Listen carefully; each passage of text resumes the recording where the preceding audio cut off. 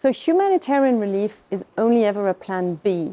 It is first and foremost the obligation of the parties to an armed conflict to provide for the basic needs of populations under their control and not to deny them goods essential for their survival.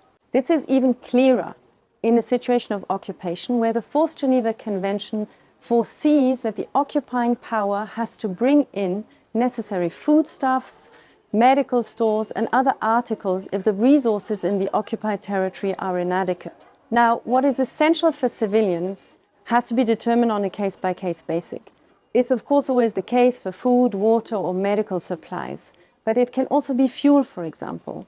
So if water cannot be pumped without fuel, if hospitals cannot function without power, then in that case, if the civilian population is deprived of safe water or patients cannot have life-saving treatment, then fuel must also be considered a supply essential for the survival of the population. In situations of armed conflict, where medical supplies are short, where food is scarce, humanitarian relief can mean the difference between life and death. And therefore, humanitarian organizations that are impartial have a right to offer their services to carry out humanitarian activities. Now, this offer of services is of course subject to the consent of the parties concerned, but this consent cannot be denied on arbitrary grounds. And what this means is that the parties have to consent to the relief when the basic needs of the populations are not met. In addition, warring parties have to allow for the free movement of humanitarian relief personnel. They can restrict it for imperative military reasons, but then only temporarily. So the parties to the conflict with respect to relief operations have what we call a right of control. What this means is that they can impose measures such as, for instance, searching consignments, defining the routes or the passages in order to make sure that the relief really reaches the civilians in need and is not being diverted.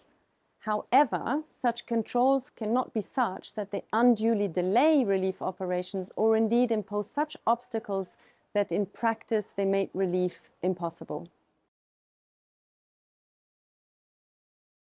International humanitarian law doesn't specifically mention or define humanitarian pauses, corridors, or ceasefires. What it does, it is foresees and encourages parties to find local arrangements in order for humanitarian relief operations to be able to carry out and to evacuate the injured and the sick.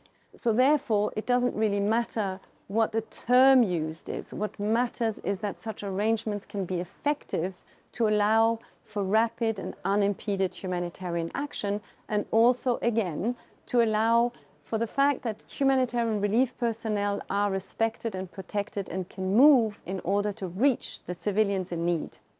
And remember that in any case, whether there's a humanitarian pause or corridor or not, ultimately the warring parties, the fighting parties, must always take all possible measures and precautions in order to protect civilians, including humanitarian relief personnel.